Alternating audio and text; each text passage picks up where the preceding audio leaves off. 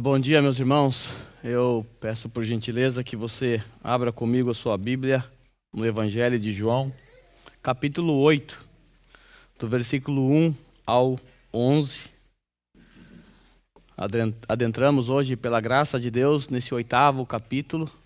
Nós estamos diante de uma história de perdão e misericórdia. Sendo assim, nós estamos diante de algo que vai fazer você lembrar da sua própria história. Porque um dia, assim como essa mulher, você também foi alcançado com o perdão de Cristo e com a misericórdia dele. Com a palavra do Senhor aberta, vamos à leitura. Eu vou ler a partir do versículo 53 do capítulo 7, tá bom? Então, cada um foi para a sua casa. Jesus, porém, foi para o Monte das Oliveiras. Ao amanhecer, ele apareceu novamente no templo, onde todo o povo se reuniu ao seu redor, e ele se assentou para ensiná-lo. Os mestres da lei e os fariseus trouxeram-lhe uma mulher surpreendida em adultério. Fizeram-na ficar em pé diante de todos, e disseram a Jesus: Mestre, esta mulher foi surpreendida em ato de adultério. Na lei, Moisés nos ordena apedrejar tais mulheres. E o Senhor, o que diz? Eles estavam usando essa pergunta como armadilha, a fim de terem uma base para acusá-lo. Mas Jesus inclinou-se e começou a escrever no chão com o dedo. Visto que continuavam a interrogá-lo, ele se levantou e lhe disse: Se algum de vocês estiver sem pecado, seja o primeiro a tirar pedra nela. Inclinou-se novamente e continuou escrevendo no chão. Os que ouviram foram saindo um de cada vez, começando pelos mais velhos. Jesus ficou só com a mulher em pé diante dele. E então Jesus pôs-se em pé e perguntou-lhe: Mulher, onde estão eles? Ninguém a condenou? Ninguém, Senhor, disse ela. Declarou Jesus: Eu também não a condeno. Agora vá e abandone a sua vida de pecado. Pode tomar o seu assento, por gentileza. Meus irmãos, nós estamos diante de uma das histórias mais conhecidas da palavra de Deus. A história daquela mulher que foi pega em adultério. Certamente uma das histórias mais conhecidas. Inclusive, dessa história saiu aquela expressão que até mesmo os incrédulos usam: quem nunca errou, que atire a primeira pedra. Você já deve ter ouvido isso, talvez você já falou isso. Quando alguém apontou um erro seu, alguma falha que você cometeu, e você então, para se defender, disse: quem nunca errou, que atire a primeira pedra. Os ímpios fazem isso. Nós também. Mas, na verdade, quando nós olhamos para esse texto, nós não percebemos que essa expressão ela foi usada numa tentativa de autodefesa. Numa tentativa de se defender de algum ataque que as pessoas estão fazendo contra você. Na verdade, ao olhar para esse texto, nós vamos perceber que ali há uma demonstração de amor e de misericórdia, não de autodefesa. É verdade, irmãos, que a maioria das pessoas que usam essa expressão só usam para se autodefenderem de acusações contra as pessoas. Geralmente são pessoas que erram, mas que não admitem seus erros e não permitem que outras pessoas coloquem o dedo em suas feridas. Então, elas levantam o escudo do quem nunca errou, que atire a primeira pedra. Mas, como eu disse, essa expressão ela foi cunhada numa demonstração de misericórdia, não de autodefesa. Sendo assim, irmãos, nós estamos diante de uma das histórias mais fantásticas e lindas da palavra de Deus. Uma história que mostra o lado misericordioso do nosso Senhor, que mostra a graça do nosso Senhor para com uma mulher pecadora. Além, claro, de demonstrar nesse texto a sabedoria divina de Jesus, quando ele consegue fugir de mais uma armadilha montada ou armada pela elite religiosa. Nós vamos perceber tanto o amor, tanto a misericórdia, quanto a sabedoria do nosso Senhor Jesus Cristo. Meus irmãos, os judeus estão tramando uma armadilha, uma arapuca para pegar Jesus. Nós temos visto que desde lá do capítulo 5, após o Senhor Jesus ter ido para uma festa, a festa da Páscoa lá na Judéia, nós temos visto que após ele curar um paralítico lá no tanque de Betesda, e mandá-lo carregar a sua maca no sábado. Por conta disso, desde esse episódio, os judeus começaram a nutrir um ódio mortal contra Jesus e começaram a tramar a sua morte. Começaram a persegui-lo, buscando meios para enredá-lo. E aí nós chegamos no capítulo 6, o Senhor Jesus lá na Galileia, depois de ficar um tempo, quase um ano recluso da Judéia por conta dessa perseguição, nós percebemos que lá o Senhor Jesus então resolve multiplicar pães e peixes, alimentando uma multidão de quase 20 mil pessoas, algo fantástico. Mas no outro dia, quando o Senhor estava lá numa sinagoga, na Galileia, ensinando, de repente o Senhor Jesus disse que era necessário comer a sua carne e beber o seu sangue. Pronto, agora também os judeus da Galileia viraram as costas para Jesus e começaram a persegui-lo também. E aí nós entramos no capítulo 7, o qual eu terminei na semana passada. Nós percebemos que essa crise entre Jesus e a elite religiosa começou a se escalar ainda mais. Lá no capítulo 7, é o retorno de Jesus a Jerusalém depois da cura do paralítico. Quase um ano depois, uns 6, 7 meses depois, Jesus volta mais uma vez a essa festa. E o que Jesus faz? Na metade da festa, ele simplesmente vai no pátio do templo. Eu tinha 2 pátios, um na esquerda e à direita. Ele vai em um desses pátios, se assenta junto com um monte de pessoas, num lugar onde ficavam os mestres ensinando os seus discípulos, vários rabis de várias classes, ou de várias escolas rabínicas. E aí Jesus está lá ensinando. Isso chamou a atenção da elite religiosa. Por quê? Porque as pessoas ficaram admiradas com o seu ensino. Como pode esse homem ensinar, sendo que ele nunca participou de uma classe de EBD dos rabinos? Como que pode ele ter tanta sabedoria assim? Isso chamou a atenção. Bem, nós sabemos que isso não é uma boa coisa. Principalmente para a elite religiosa. Isso acendeu ainda mais a ira nos corações deles. Por quê? Porque Jesus estava alcançando cada vez mais popularidade. Ainda que muitos viraram as costas para Jesus lá no finalzinho do capítulo 6. Mas aqui, novamente, no templo, conforme nós vimos no começo do capítulo 7, aquela multidão e os religiosos estavam esperando a chegada de Jesus. Ele era o aguardado, as pessoas queriam ouvi-lo mais uma vez. Então havia uma expectativa e a popularidade só crescendo. E agora o seu ensino começa a alcançar os corações. Ele ensina melhor do que os mestres que estão à sua volta. Evidentemente, isso não deu muito certo. A elite religiosa ficou, então, indignada. E até alguns da multidão também se incendiaram contra Jesus ali. Se levantaram contra Jesus, tentaram prendê-lo, mas não conseguiram, porque a hora de Jesus ainda não era chegada. Depois a elite religiosa decide enviar guardas na metade da festa para prender Jesus. Eles também não conseguiram prender Jesus. E aí nós vimos que lá no último e mais importante dia da festa, o Senhor Jesus, diante daquela cerimônia da água que nós já aprendemos, ele então brada: aquele que tem sede, venha a mim e beba.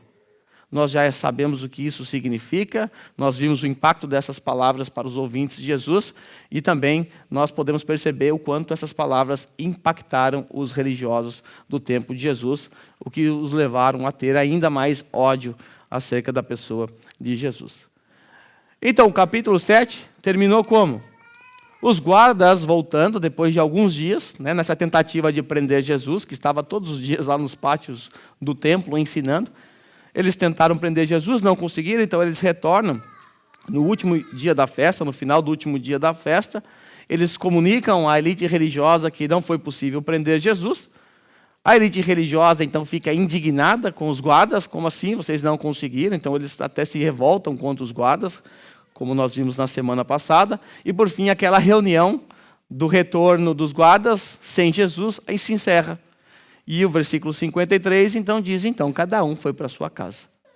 Acabou a festa, acabou a tentativa de prender Jesus naquela noite, foi fracassada, não deu certo, e agora vamos encerrar essa reunião, e cada um foi para a sua casa. E aí nós chegamos no versículo 1 do texto que nós estamos estudando, nós percebemos que Jesus, como era de costume, ele subia para o monte a fim de orar. Não porque havia um misticismo, ou que o monte é o melhor lugar para orar. Ele simplesmente fazia isso porque durante o dia ele era impossível. Durante o dia as pessoas correndo atrás dele, e ele curando, ele dando ali seus ensinos. Então ele gostava de ter um tempo a sós com o seu pai. E ele fazia isso algumas vezes na madrugada, mas ele não deixava de fazer. Nós vimos lá no capítulo 6, né, no dia da multiplicação dos pães, que Jesus subiu para o monte para estar com o seu pai, apesar de todo o seu cansaço. Então ele fazia isso. E aí nós chegamos no capítulo 2, aliás, no versículo 2, o texto nos diz assim: ao amanhecer, ou seja, o sol começando a nascer, ali por volta das 6 horas, 6:30, por conta da estação da época, ele apareceu novamente no templo. E aí Jesus então decide ir novamente ao templo. Era comum, as pessoas iam para o templo, ficavam à volta de mestres para aprender, para estudar, para ser instruído ou doutrinado. Então ele desce mais uma vez para o templo, e o texto nos fala que o povo se reuniu ao seu redor. Todos queriam ouvi-lo. Então Jesus se assentou para ensiná-lo. Agora, eu quero que você imagine a cena. Jesus está ali sentado ensinando. Mas do lado direito, do lado esquerdo, em outros lugares do pátio, há inúmeros mestres sentados com um monte de discípulos aprendendo, fazendo perguntas. Então, o que Jesus estava fazendo era algo muito comum. Havia inúmeros mestres, de inúmeras classes ou escolas rabínicas. Então, Jesus desce no dia seguinte, senta lá para ensinar, e uma multidão está ao seu redor. Bom, não demorou muito tempo, logo a elite religiosa foi ao seu encontro. Lógico, era de se esperar. Só que eles não foram ao encontro de Jesus para ouvi-lo. Eles não foram ao encontro de Jesus para aprender sobre a lei, para escutar o grande mestre Jesus. Eles foram ali para mostrar a malignidade que estava nos corações deles. Eles armaram uma armadilha para pegar Jesus. Vale lembrar que acabou aquela reunião e no dia seguinte eles foram de manhã até Jesus no pátio do templo. Nós conseguimos imaginar como funciona uma mente maligna, porque nossa mente já foi assim.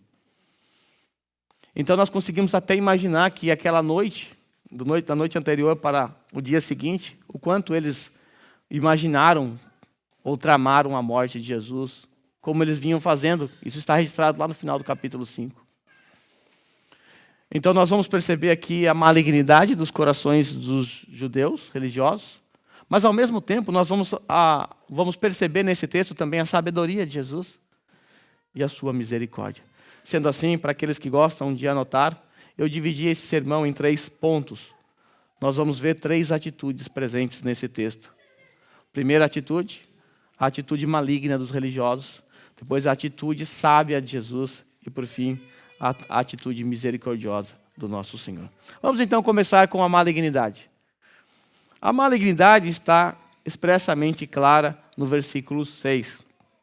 Principalmente na parte que está em vermelho aí para vocês. Diz que eles estavam usando essa pergunta como armadilha a fim de terem uma base para acusá-los. Eles fizeram uma pergunta para Jesus. Mas não era uma pergunta sincera, não era uma pergunta para sanar as suas dúvidas. Era uma pergunta que tinha por detrás uma intenção expressamente maligna. Eles estavam usando essa pergunta como armadilha. Esse é um comentário que João fez dessa situação. Eles queriam enredar Jesus. Armaram uma arapuca para Jesus. Eles queriam que Jesus caísse ou tropeçasse em suas palavras para que eles pudessem acusá-lo. Eles claramente estavam incomodados com a fama de Jesus. Afinal, nós vimos há uns 2 sermões atrás, no sermão passado, inclusive, que os judeus estavam até cogitando que ele era o profeta. Deuteronômio 18, do 15 ao 18. Outros estavam cogitando a possibilidade de Jesus ser o próprio Messias. Uns diziam que ele era o profeta, outros diziam que ele era o Messias. O povo estava admirado com o seu ensino. E os guardas também ficaram admirados com o ensino de Jesus, lógico. Isso não deu muito certo também. A elite religiosa estava babando de raiva. E aquela noite, aquela transição de noite, foi uma noite terrível e dura para eles, porque eles não conseguiam prender, não conseguiam pegar Jesus, porque Jesus sempre escapava. Mas a grande questão que ficava para eles, para essa elite religiosa, é como jogar o povo contra Jesus. Porque se eles conseguissem jogar o povo contra Jesus, xeque-mate. Eles venceriam. O que os incomodava era a popularidade de Jesus. Então, o que a gente pode fazer para jogar o povo contra Jesus? Outra questão: o que nós podemos fazer para jogar Roma contra Jesus? Porque se isso acontecer, ou é prisão ou é morte. Essas eram as soluções para eles. Então a armadilha deles consistia em jogar o povo contra Jesus ou jogar Roma contra Jesus. Sagaz. Uma estratégia inteligente e esperta. Só que eles não contavam com a sabedoria divina de Jesus. Eles tiveram sim um plano perfeitamente humano. E com esse plano na mente deles, eles iriam enquadrar Jesus. Mas era um plano maligno. Veja o que eles fizeram. Veja a malignidade do coração do homem. Os mestres da lei e os fariseus trouxeram-lhe uma mulher surpreendida em adultério. Então eles vieram trazendo ela, arrastando. Fizeram-na ficar em pé diante de todos. Lembra aquela cena? Todos sentados, ouvindo cada qual o seu mestre. Então eles vieram arrastando aquela mulher num ambiente em que está todo mundo sentado. Evidentemente, todos pararam para olhar essa cena. Porque essa era a intenção maligna deles. A princípio, atrair a atenção para o caso. Era importante para eles que todos voltassem os olhos para Jesus nesse momento. Porque, afinal, isso fazia parte do plano. Essa era a armadilha. Então, fizeram essa mulher ficar em pé diante de todos. E quando as atenções se voltaram para Jesus, então eles disseram assim: Mestre, esta mulher foi surpreendida em ato de adultério. Chamaram Jesus de mestre, apesar de não considerá-lo como tal. Era apenas uma falsidade, uma hipocrisia da parte deles. Agora, vale lembrar que nós estamos no contexto do capítulo 7. Ou era o último dia da festa, ou era o encerramento da festa. E essa festa era uma festa muito alegre. 7 dias de celebração intensa. Era a festa das cabanas, onde os judeus habitavam em cabanas em torno ao redor do templo, ou em cima de suas próprias casas, montavam tendas e ficavam ali durante a semana. E essa mulher exagerou demais nessa festa e acabou por ceder ao pecado do adultério. Ela fez isso enquanto a festa era celebrada e, de alguma forma, eles descobriram, pegaram ela no ato e lá está essa mulher, na frente de todos. Nós sabemos que a lei ela é rigorosa com relação ao adultério. Agora, não pensem vocês que estava no coração da elite religiosa simplesmente defender a lei, proteger a lei e fazer com que a lei fosse aplicada corretamente.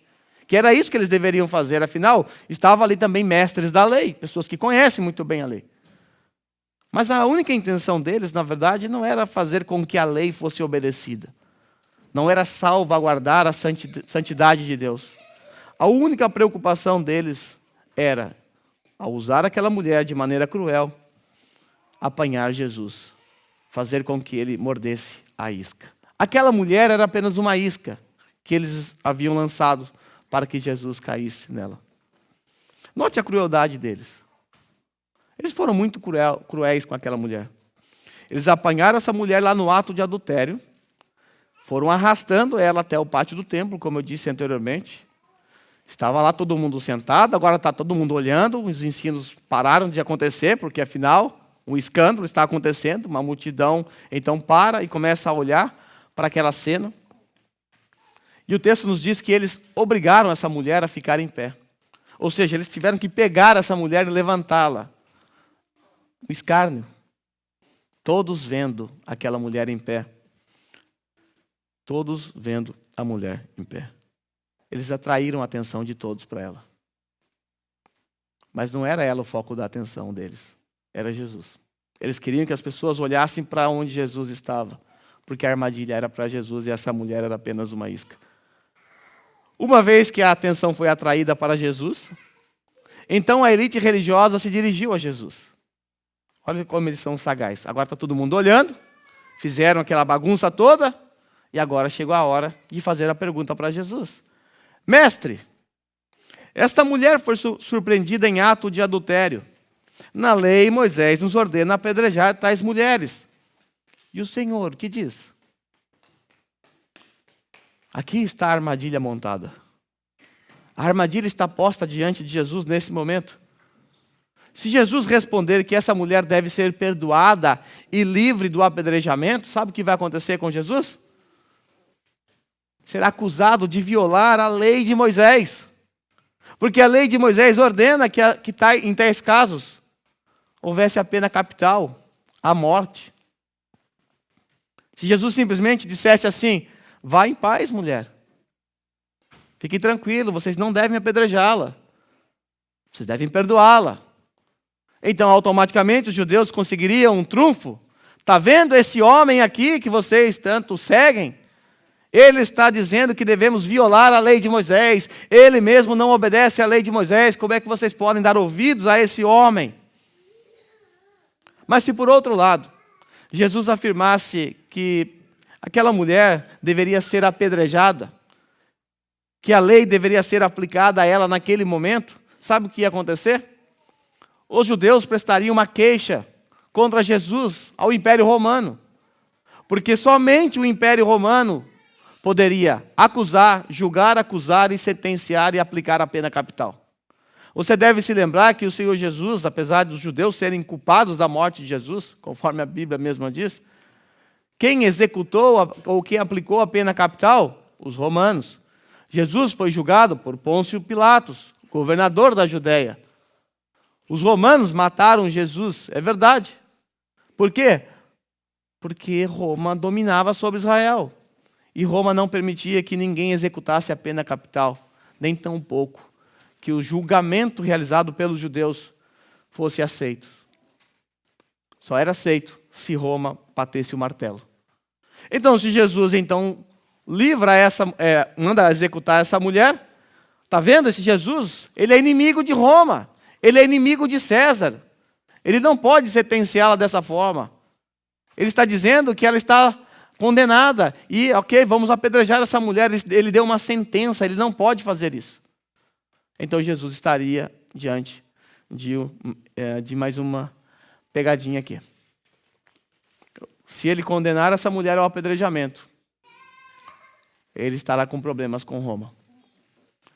Se ele perdoar essa mulher, como ele fez inúmeras vezes ao longo da sua história, agora ele terá problema com os judeus que estão à sua volta. A armadilha está armada.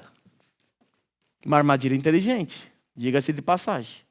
Mas agora, como o Senhor se sairá dessa? A princípio, o Senhor Jesus não deu a mínima para a questão. Ele nem deu a mínima para a questão.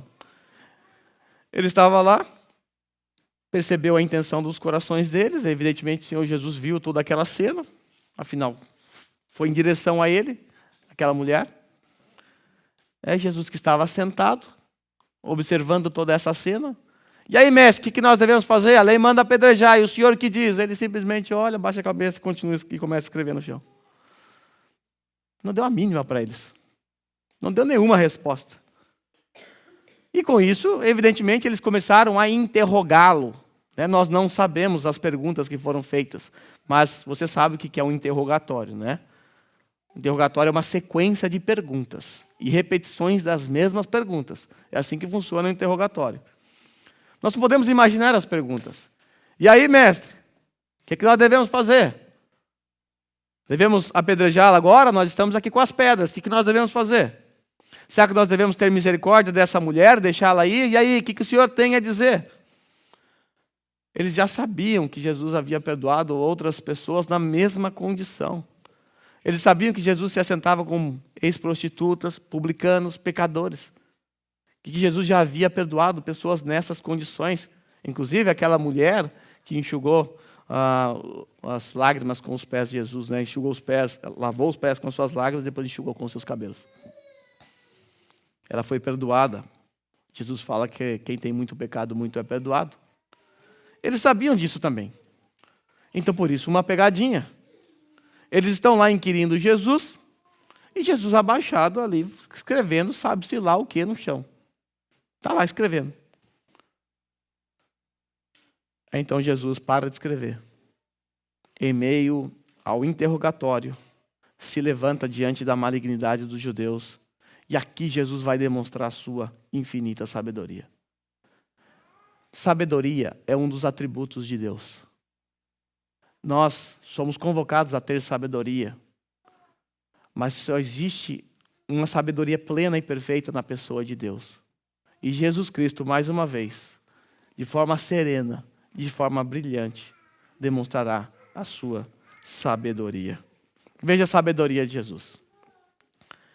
Os versículos 7 a 9. Visto que continuavam a interrogá-lo, estava lá escrevendo no chão e o interrogatório em cima dele, ele se levantou e lhes disse: se algum de vocês estiver sem pecado, seja o primeiro a tirar a pedra nela. Disse isso, nem olhou para a cara deles, continuou escrevendo no chão. Inclinou-se novamente e continuou escrevendo no chão. Meus irmãos, isso é fantástico. Essa cena é fantástica. Jesus, o sábio, por ser Deus, de forma sublime soube contornar a situação. E ao mesmo tempo ele afugentou os seus algozes, que estavam ali com essa intenção maligna. Ele venceu a malignidade deles, a malignidade demoníaca deles, com a sabedoria divina. Note o que aconteceu aqui. Eles queriam que Jesus julgasse aquela mulher. E se Jesus julgasse, estaria em problemas. Porém, Jesus, ele não podia fazer isso, senão ele caía na armadilha. Porque de acordo com a lei de Roma, como eu acabei de dizer a vocês, somente César poderia ou possuía autoridade para condenar alguém. Os judeus, então, lançaram essa armadilha. Aí Jesus pegou essa armadilha e devolveu para eles. Jesus devolveu a situação para eles. Agora, eles é que devem julgar aquela mulher. Jesus contornou a situação e jogou a bomba na mão deles. Agora vocês é que vão julgar essa mulher. Vocês querem apedrejá-la? Tá bom. Tem uma cláusula aqui para vocês. Aquele que não cometeu o pecado aqui, que atire a primeira pedra. Isso envolve um julgamento. Um julgamento. Agora, veja o que Jesus fez. Se eles afirmassem que não cometeu nenhum pecado, eles teriam que apedrejar a mulher. Certo? Se ele pensar, bom, eu não cometi nenhum pecado, então está aqui minha pedra e tum. Bom, eles estariam violando a lei de Roma. Por outro lado, se eles não apedrejassem essa mulher, eles teriam que admitir que são pecadores tanto quanto ela. Agora Jesus armou uma armadilha para eles. Eles que queriam envergonhar Jesus diante da multidão, através dessa pegadinha, saíram envergonhados. Saíram sem resposta. Eles então armaram essa armadilha e agora Jesus devolve essa armadilha. E aí, o que vocês vão fazer? Vão apedrejar essa mulher? Ou vocês não farão isso? Se não fizer, estarão assumindo que vocês são pecadores também. Agora o problema está nas mãos deles. E eles precisam resolver. A sabedoria de Jesus os colocou numa sinuca de bico. Agora eles não têm para onde correr. E o texto nos mostra que, por não ter respostas, o que eles fizeram? Saíram, um a um, começando pelo mais velho. O mais velho na cultura judaica é o mais sábio.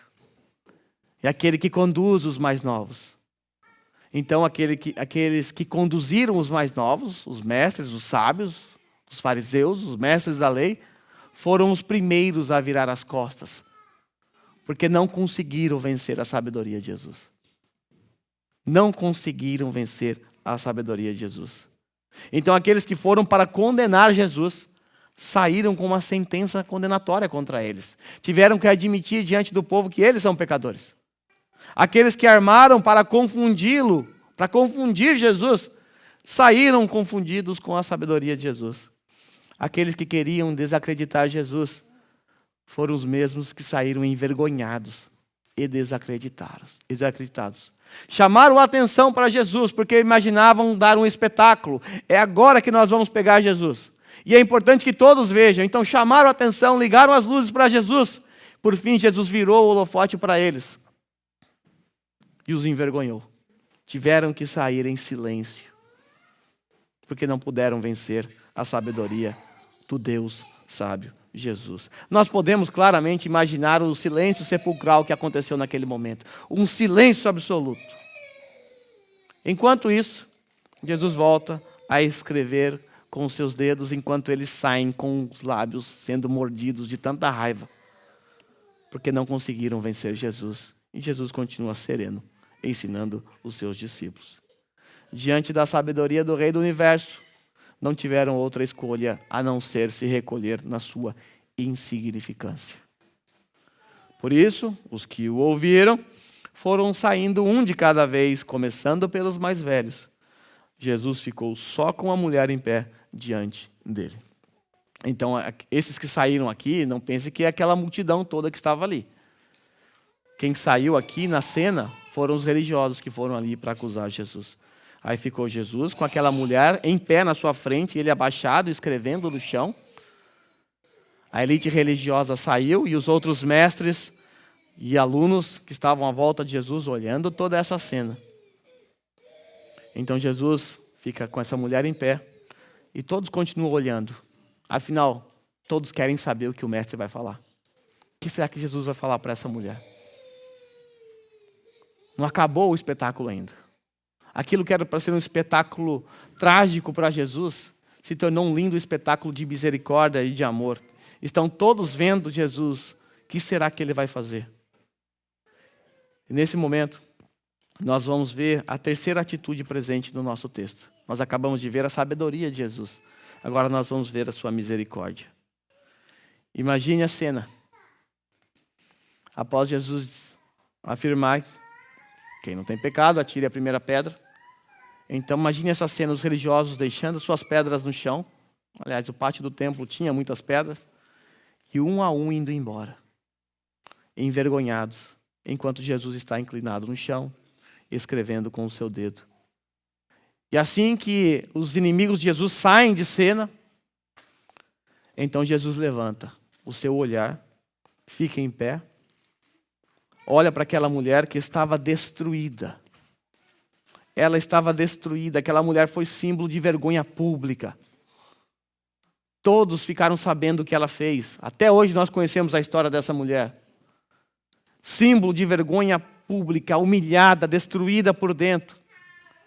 E agora, o que será que Jesus vai falar para ela? É o que todos querem saber. Vocês sabem porque vocês conhecem a história. Jesus levanta então e diz assim: mulher, onde estão eles? Cadê eles? Onde estão os teus acusadores? Ninguém a condenou? Não houve condenação para ti? E aí ela responde: ninguém, Senhor. Ninguém me condenou. Os religiosos não puderam apedrejá-la por conta da condição apresentada por Jesus. Qual foi a condição apresentada por Jesus? Só poderá tirar a pedra nessa mulher aquele que não cometeu pecado. Essa é a condição. Agora, sendo assim, Jesus naquela cena era o único naquele recinto e em todo o mundo que poderia claramente tacar uma pedra na cabeça daquela mulher e executá-la. Porque Jesus, ele se enquadra perfeitamente na condição que ele mesmo colocou: aquele que não tem pecado, que atire a primeira pedra. Então, o único que poderia apedrejar aquela mulher, não fez. Jesus não condena aquela mulher. Jesus dá uma linda resposta: eu também não a condeno. Esta é a palavra mais importante desse texto. Mais importante para nós. Porque um dia também, o Senhor Jesus Cristo se virou para nós e disse a mesma coisa: eu não te condeno. Quando eu estava estudando essa história durante a semana, eu pude olhar para a minha história. Eu pude me ver ali. Eu pude me lembrar do dia em que Jesus me disse a mesma coisa: eu não te condeno. Eu tenho certeza absoluta que você também pode se lembrar da sua história. Em algum momento da sua vida, o Senhor Jesus demonstrou misericórdia para com você. A nossa história também é a história de misericórdia. Porque nós merecíamos muito mais, mas muito mais do que um simples apedrejamento. Nós merecíamos algo pior do que isso. Nós merecíamos o inferno, nós merecíamos o juízo de Deus. Ao invés disso, quando estávamos prestes a nos assentar no banco dos réus, para ser condenado, julgado, o juiz, vestindo o seu talar negro, ele se levantou, veio em nossa direção e perguntou: onde estão os seus acusadores? Onde estão?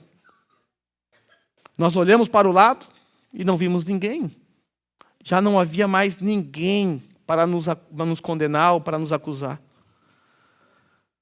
Foi então que esse sábio juiz, enquanto estávamos no banco dos réus, com a sentença condenatória sobre as nossas cabeças, foi nesse momento então que o justo juiz, ele se levantou, caminhou até a nossa direção e disse: eu também não o condeno. Irmãos, como são doces essas palavras. Essa é a palavra que a gente deve guardar na nossa mente durante essa semana. O Senhor Jesus não te condenou, apesar de você merecer. Nós éramos bem piores do que aquela mulher, com certeza. Talvez fizemos coisas piores do que ela. Mas o Senhor, um dia, o justo juiz, não nos condenou. Ele nos disse: eu também não condeno. Palavras doces. Merecíamos a condenação, ele nos considerou inocentes. Merecíamos o rigor da lei, ele nos deu o seu infinito amor. Merecíamos o inferno, ele nos deu o céu. Esse é o sublime Redentor. Talvez, olhando para essa história, você tenha tido a impressão de que Jesus fez algo errado aqui. Porque a lei exigia que aquela mulher morresse. Então, se a lei fosse executada, aquela mulher deveria de fato morrer. Mas Jesus não a matou e tampouco ordenou que ela fosse apedrejada naquele momento. Será que Jesus agiu de forma justa com relação à lei? Será que Jesus aqui teria violado a lei ao não condenar aquela mulher? Afinal, a lei exige a morte e aquela mulher saiu viva. E agora? Como resolver esse problema? Porque se não houver a morte, então a lei não foi executada. É preciso que aquela mulher morra. É preciso que alguém morra nessa história. E aquela mulher saiu ilesa. Agora é importante se lembrar, irmãos, que os pecados daquela mulher foram de fato os penalizados.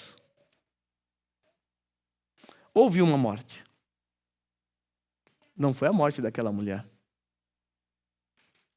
Foi a morte de Jesus Cristo que mais para frente morreria. Naquela cruz de horrores. Jesus foi condenado no nosso lugar. Por isso, não há morte para nós. Não há mais morte eterna. Jesus não só livrou aquela mulher da morte física, mas também livrou da morte eterna. Então o Senhor Jesus Cristo, mais tarde, ele suportou toda a ira do Pai pelos pecados daquela mulher e pelos meus e seus pecados também. De forma que Jesus não pode ser acusado de violar a lei, porque a lei foi perfeitamente executada em Cristo Jesus. Porque mais tarde ele morreria por ela. Porque foi na cruz que ele satisfez a justiça do Pai e nos declarou justos. Por isso, nós, igreja amada, nós os que cremos em Cristo Jesus, nós que experimentamos dessa misericórdia, nós que experimentamos o arrependimento, nós podemos ler Romanos capítulo 8, do versículo 1 ao 4, com toda a gratidão do nosso coração. Com toda a devoção e amor por nosso Senhor Jesus Cristo. O que é que diz Romanos 8, do 1 ao 4? Diz assim, preste atenção. Portanto, agora já não há condenação para os que estão em Cristo.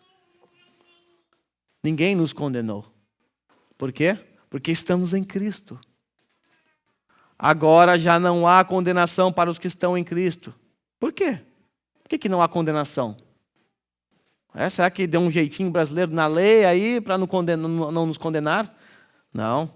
Porque por meio de Cristo Jesus, a lei do Espírito e da vida me libertou da lei do pecado e da morte. Por meio de quem? Jesus Cristo. Porque aquilo que a lei foi incapaz de fazer por estar enfraquecida pela carne, ou seja, por causa do pecado, Deus o fez como? Enviando o seu próprio Filho à semelhança do homem pecador. Mas para quê? Para que ele fosse ou viesse como uma oferta pelo pecado.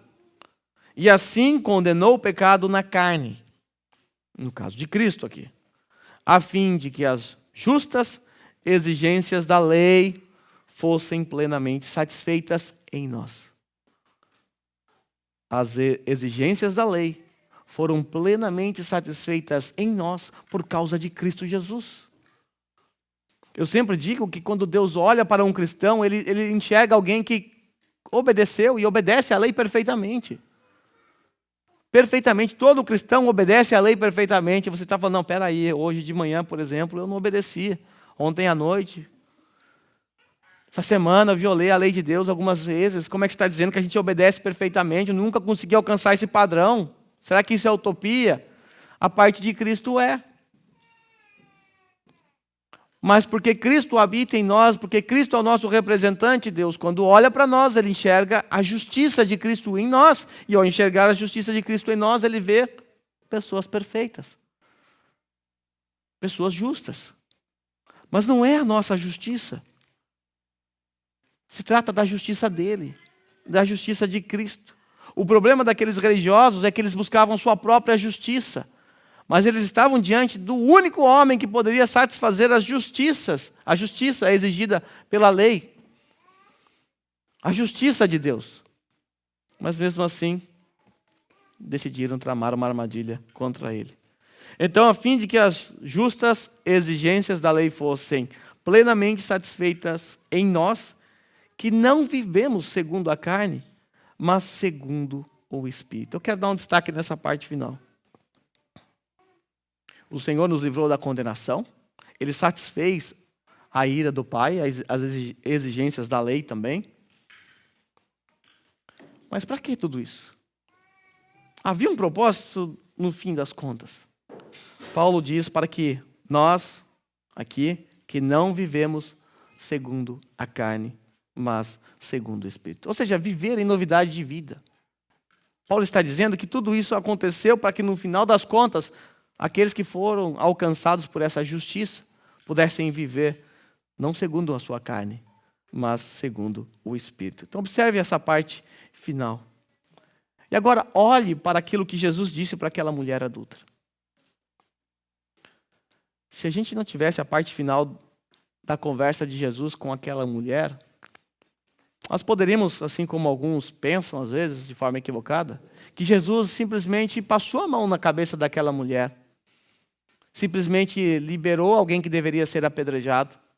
É como se Jesus não levasse em conta o pecado daquela mulher que tinha cometido adultério. Se Jesus simplesmente dissesse assim, vai mulher, você está perdoada, eu não te condeno, vai viver a sua vida tranquila. Vai viver a sua vidinha, vai. Eu não estou preocupado que não com seus pecados. Hoje eu decidi aqui que eu vou demonstrar somente a minha misericórdia, meu amor, não vou te condenar não, vai embora. Se Jesus fizesse isso, de fato ele estaria passando a mão na cabeça daquela mulher, passando a mão no pecado dela. E muitas pessoas pensam que crer na doutrina da eleição, crer na doutrina da soberania de Deus, implica em viver vidas porcas, imundas, porque afinal eu estou eleito mesmo, eu estou salvo, então eu vou viver de qualquer jeito. Você não vai ver nada disso na Bíblia, isso é invenção da cabeça de alguns que não querem entender o que a Bíblia diz. O que foi que Jesus disse a essa mulher adúltera no final? Veja os versículos 10 e 11. Mulher, onde estão eles? Ninguém a condenou? Ninguém, Senhor, disse ela. Declarou Jesus, eu também não a condeno. Agora vá e a abandone. Abandone a sua vida de pecado. Nós encontramos aqui uma das características da verdadeira conversão. Como é que a gente sabe que alguém de fato se converteu de verdade? Basta observar como essa pessoa luta contra o pecado. Existe uma luta intensa entre a vida que essa pessoa vive agora e a vida que ela vivia antes? Ou está tudo igual, ela só colocou uma roupagem de crente, começou a ir na igreja, está andando com uma Bíblia debaixo do braço, o pecado não a incomoda. Se isso acontece, bom, pode suspeitar dessa conversão. Porque uma das características da conversão é a luta contra o pecado. É você não ter mais aquela alegria ou aquela consciência tranquila quando você peca. Ainda que por vezes a sua consciência vai ficar cauterizada e você nem vai perceber ou nem vai sentir o peso do pecado sobre a sua vida. Né? O Augusto Nicodemos diz que o papel do pastor é não deixar os crentes pecar em paz. Né? Então, por isso que a palavra de Deus o tempo inteiro vai nos fazer lembrar de que nós precisamos lutar contra o pecado, porque quando os pastores sobem para pregar, geralmente é isso que se diz. Agora, é verdade que nós ainda pecamos, não é? Quem nunca pecou, que atire aqui a primeira Bíblia. É verdade que nós pecamos. Mas o pecado em nossas vidas deve ser um mero acidente. Deve ser um percurso, um deslize de percurso. A nossa consciência deve doer. Nosso coração deve ficar afligido quando pecarmos. Nós precisamos encarar o pecado mais a sério. Nós não podemos brincar com a força do pecado. Nós devemos lutar, claro, com a força do Espírito Santo contra nossos pecados. Um dia, quando o Senhor nos chamou e disse, eu não te condeno. Ele também disse, agora vai, não peques mais. Abandone essa vida porca e imunda que você está vivendo até esse presente momento. Mas o bom da bondade de Deus é que Ele nos deu armas para essa batalha. Deus nos deu ferramentas para lutar contra o nosso próprio pecado. Uma das ferramentas é a sua palavra. Lembra do salmista? Escondi a tua palavra no meu coração para não pecar contra ti. Para não pecar contra ti. É uma ferramenta que Deus nos deu. Deus nos deu a família da fé. Os irmãos que constantemente estarão lá, nos ajudando na luta contra os nossos pecados, estarão apontando o dedo para nós algumas vezes, mostrando onde erramos. E nós devemos confessar os nossos pecados uns aos outros. Isso é uma ordenança bíblica. Deus nos deu a oração como um instrumento para nos livrar das nossas tentações. Lembra da oração do Pai Nosso? Não nos deixes cair em tentação, mas livrai-nos do mal. A oração, ore, Senhor, não me deixe cair nessa tentação, me livra. A oração é uma ferramenta. Ele nos deu uma igreja com líderes, que apesar de imperfeitos, prezam e levam a sério a pregação da palavra, visando a unidade do corpo de Cristo, a maturidade, conforme está escrito lá em Efésios. O Senhor também nos deu o Espírito Santo que habita em nós e que nos convence dos nossos pecados. Nós não pecamos sem conhecimento de causa. Nós sabemos exatamente o que nós estamos fazendo. Nosso coração, ele nos acusa, a nossa consciência nos acusa.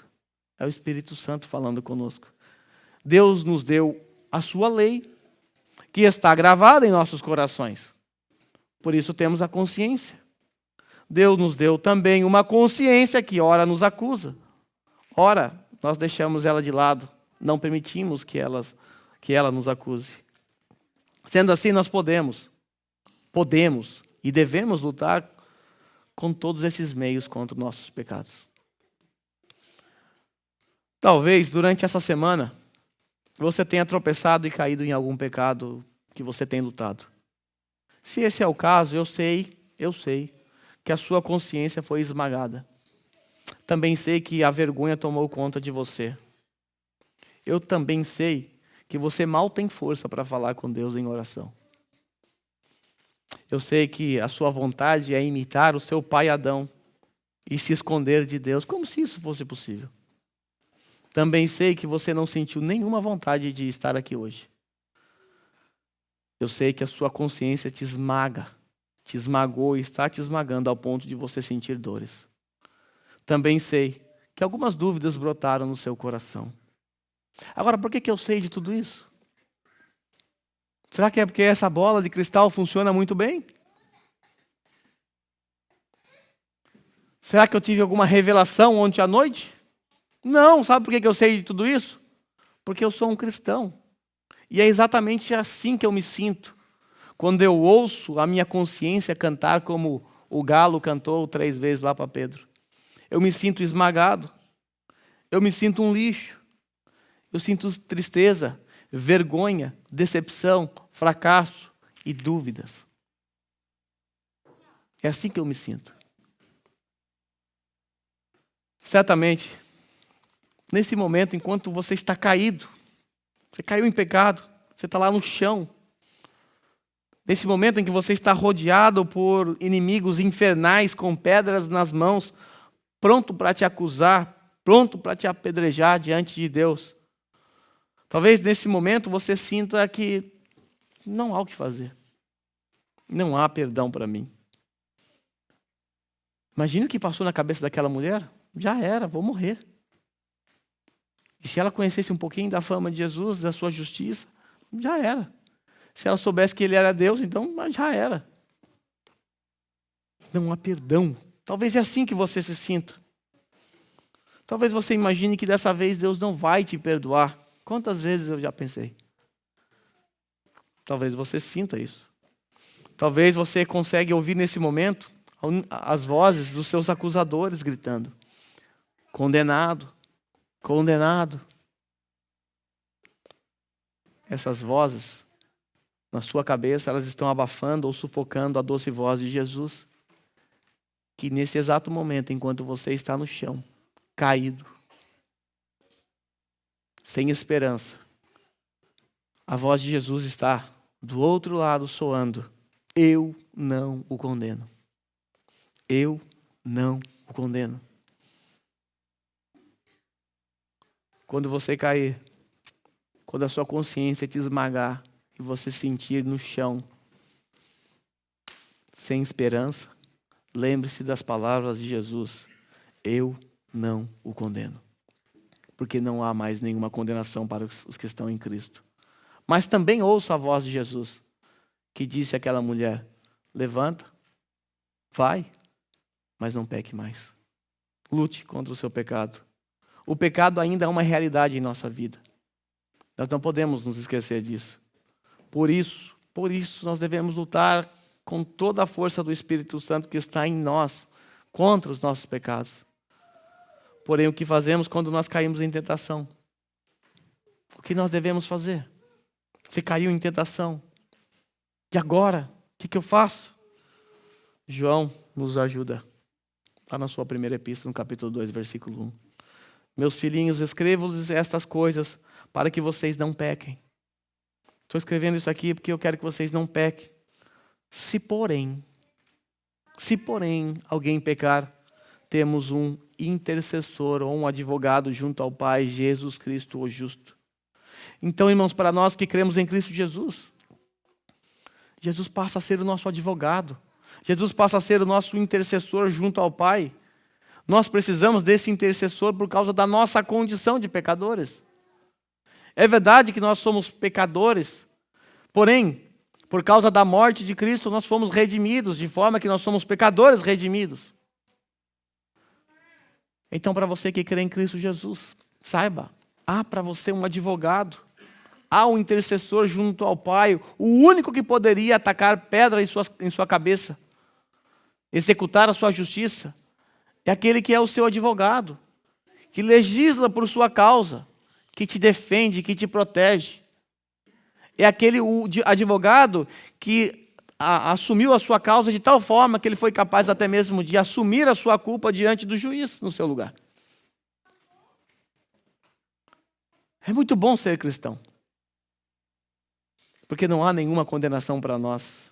Mas, caros amigos, você que ainda não creu em Cristo Jesus, você que ainda não se arrependeu dos seus pecados, saiba que a Bíblia lhe descreve de uma maneira horrível. De acordo com a palavra de Deus, você está morto em seus delitos e pecados. E continuando assim, após você passar dessa para pior, você será julgado como um condenado. Porque você já está condenado. Eu tenho uma notícia triste para te dar. Sua pena é pena eterna. Não é nem perpétua, é eterna.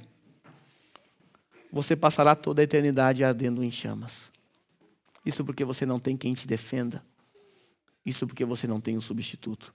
Talvez você olhe para a sua vida nesse exato momento e pense, puxa, não tem jeito para mim. Eu não tenho jeito. Eu fiz tantas coisas erradas na minha vida. Fiz tantas coisas erradas, cometi muitas violações das leis. Fiz muito mal às pessoas. É verdade. A parte de Cristo não há esperança para você mesmo. Não há. E um dia você vai estar diante do justo, o juiz. E nesse momento ele não vai demonstrar sobre você a sua misericórdia como demonstrou naquele momento para com aquela mulher. Ele vai derramar sobre você a sua justiça. E ele vai te julgar e te condenar de acordo com as obras que você praticou aqui nessa terra. E as obras que você praticou é uma violação da lei desse justo juiz. Porém hoje, você pode estar assim como aquela mulher. Você está diante daquele, o único que pode estender as suas mãos para você. Hoje você pode estar assim como aquela mulher, diante daquele que pode demonstrar a sua misericórdia, o seu amor, a sua graça, e pode perdoar o seu pecado, e pode te dizer ainda hoje, eu não te condeno. Mas se você o rejeitar, um dia você vai ouvir a voz dele, apartai-vos de mim, maldito. Apartai-vos de mim, vós que pratica a iniquidade. Se você hoje ouvir a voz de Jesus, você será perdoado, será livre da condenação eterna e passará a ter um advogado junto ao Pai, que estará intercedendo por você, que estará legislando em sua causa. Por outro lado, se você não se arrepender, ou seja, continuar obstinado em seus pecados, ao invés de um bom advogado para interceder por você, você vai ganhar um justo juiz, severo e rígido, com uma sentença condenatória contra você. Ao contrário da história que estudamos hoje, você não terá acusadores humanos naquele dia. Você não terá a alta elite religiosa te acusando naquele dia, no dia do julgamento, porque é o próprio Deus que te acusará. E você não terá como escapar. Você não poderá reverter a sua sentença. Tudo que lhe resta, choro e ranger de dentes. Hoje Jesus pode ser o seu advogado. Amanhã poderá ser o seu juiz. Poderá ser o seu juiz. Meus irmãos, vamos nos colocar em pé, vamos orar a Deus nesse momento.